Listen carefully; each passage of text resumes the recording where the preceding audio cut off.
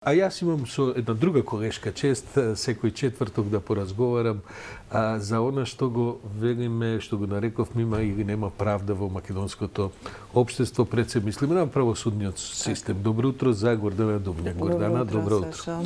Вчера што и да имавме планови, ни се пореметија плановите и ни се наместија баш. Бурен ден имавме. Бурен ден.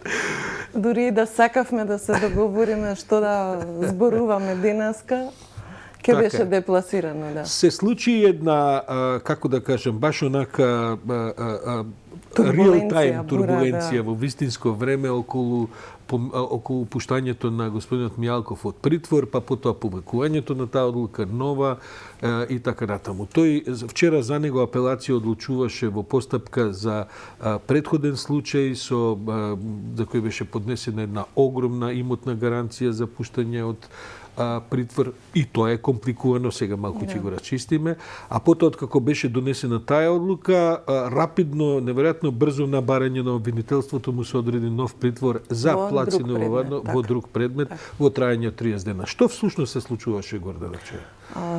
Се случуваше, како да го наречам тоа, по секоја цена задржување на големиот капиталец во притвор, бидејќи беше очигледно во еден момент дека двајца од тројцата судии кои што одлучувале во апелација по жалба.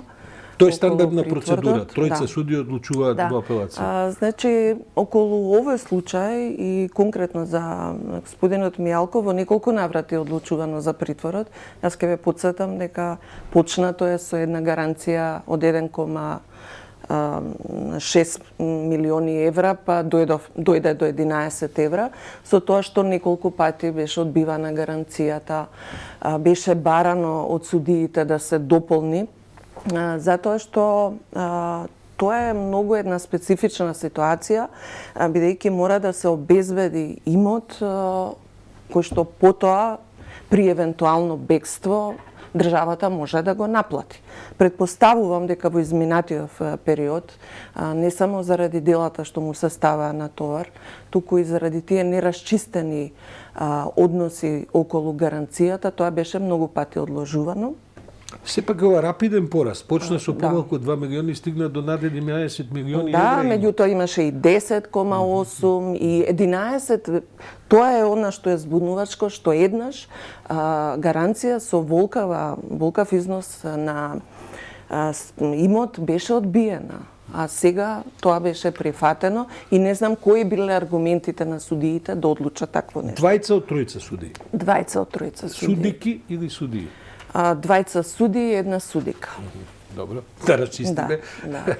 Имињата веќе мислам дека и ги спомна министерот за правда во неговото писание на Facebook, каде што тој мислам дека прв алармираше и потоа покрена една цела лавина на реакции, почнувајќи од министерот за борба против корупција, па дури и судскиот совет се вклучи со соопштение, што па од друга страна беше протолкувано како притисок врз судиите и политички од страна на одбраната на господинот Мијалков, како и да е еден бурен ден, кој што на крај резултираше со барање на обвинителката Лила Стефановска во еден друг предмет, плацевите на Водно, каде што Мијалков е второ обвинет, веднаш зад екс-премиерот Никола Груевски во случајот.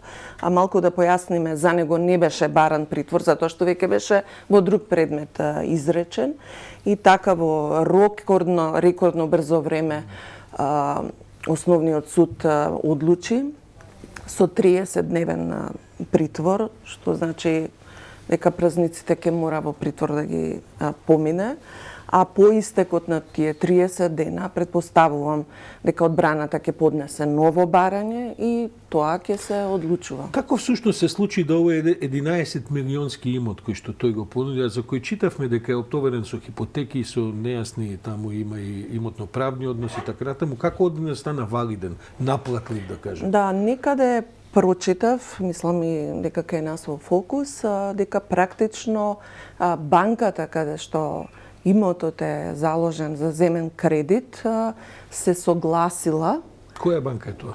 Комерцијална банка. Тоа е Хари Костов.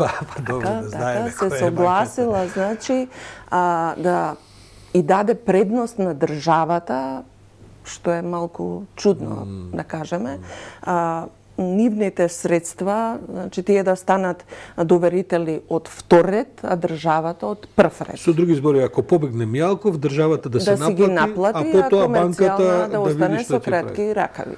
Чудна една одлука, морам да признам, од банкарски аспект за луѓе кои што знаат да ситничат и за многу помали износи. Вчера, значи, имаше многу реакции, меѓутоа јас се потсетив на еден сличен ваков случај, може би не со толкав интензитет, меѓутоа, бидејќи имам и долго паметење, ќе ве потсетам на случајот Пепел со тутунскиот бос Бајруш Сидију, кој што беше исто така пуштан на куќен притвор, на домашен притвор од страна на тогашниот апелационен суд на Советот, апелационен суд на чело со Јордан Митриновски, Виолета Дума и тогаш исто така една голема бура се крена и во медиумите и следеше експресна реакција, кој што сеќавам на Врховниот суд, кој што ја поништи одлуката Тогаш на министер за правда беше Михајло Маневски, да.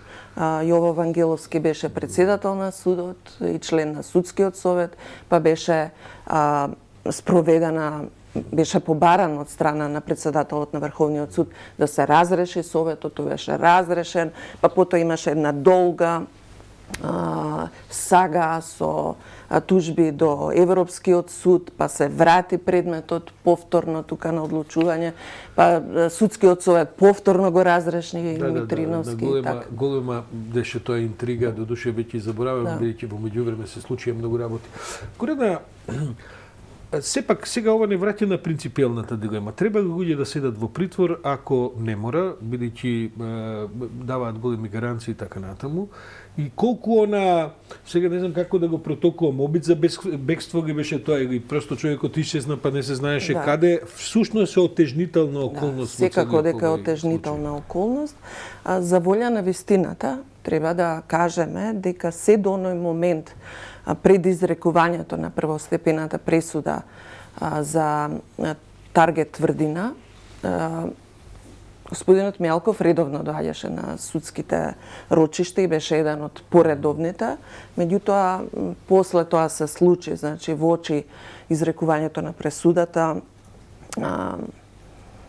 таа негова болест, нели, од една страна тврдеа одредени медиуми дека избегал во Белград, тој пак тврдеше после, не знам, едноденно ноќе дека не гледал телевизија, бил болен со температура, како и да се појави следниот ден, се сеќавате, колегата Мишко му земаше изјава и она легендарно прашање дали сте во Македонија.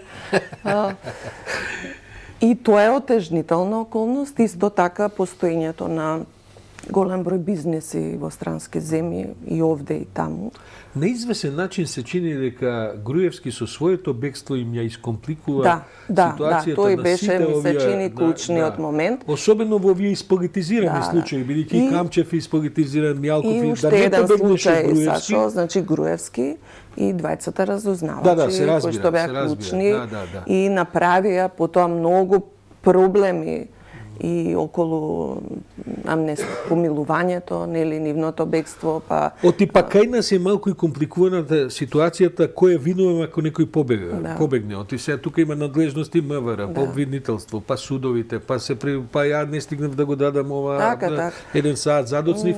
И во таква една неразјасната плюс обременета политички, а и кој знае како на друг начин ситуација. Од друга страна, секоја власт, особено ова, ги трпи ударите за неказнивост, дека ситните криминалци завршуваат во притвор по неколку години, а крупните се на слобода, така што тие неколку случаи многу ја комплицираа работата.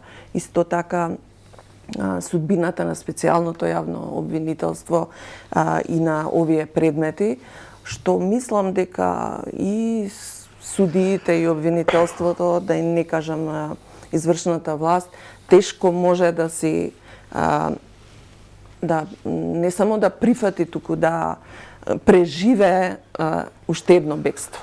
Добро, што е сега право на Мијалков му е отежната целата ситуација кога е сега тој самиот предмет на судска поставка. Тој има и две пресуди првостепени. Тој има и две пресуди, меѓутоа има и еден одиум во јавноста дека тој беше промоторот на ова апсење, ставење во притвори со 99% остварување од страна на судот. И сега малку во јавности не гледам големо жагање за неговата ситуација, а од друга страна навистина јас и повторно велам дури за Камчев сме разговарале, ако нема потреба да седат во притвор, зашто да седат во притвор, треба да се во тој дел го делиме. Па ако ги осудат на затвор, тоа ќе се одине. Меѓутоа обвинителството е тоа кое што треба ризикот да го цени. Предпоставувам дека овде е проценат ризикот.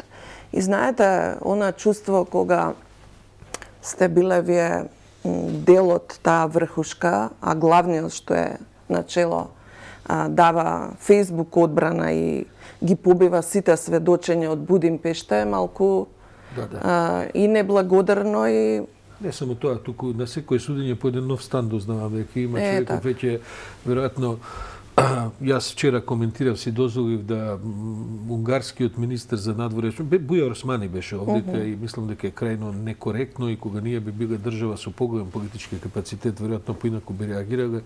Унгарскиот министер за надворешни работи доаѓа во Македонија не да се види со својот колега, туку со Данела Арсовска, која што поранешен почесен. И така натаму со сите своји врски, а Валда Груевски половина од имотниот овај фонд на станови во Скопје се на негово име, сега се шегувам, малку претерувам. Вчера, да завршим и со тоа, Гордана, бидејќи сепак еден политички коментар. Вчера некој прокоментира дека не е случајно што се случува ослободувањето на Мијалков од притвор на денот кога Заев си ја поднесува оставката. Има таква некаква конекција, има некакво, да кажем под наводници, опуштање на одредени судско-правни кругови, дека еве оваа власт и така. Дали опуштање, дали може би некоја размисла дека фокусот ќе биде на друга страна, затоа што вчера беше поднесувањето на оставката, обраќањето на Пендаровски, каде што еден добар дел се однесуваше токму околу правдата во државата. Меѓутоа, навикнавме низ годините да нема случајности во случајностите во Македонија.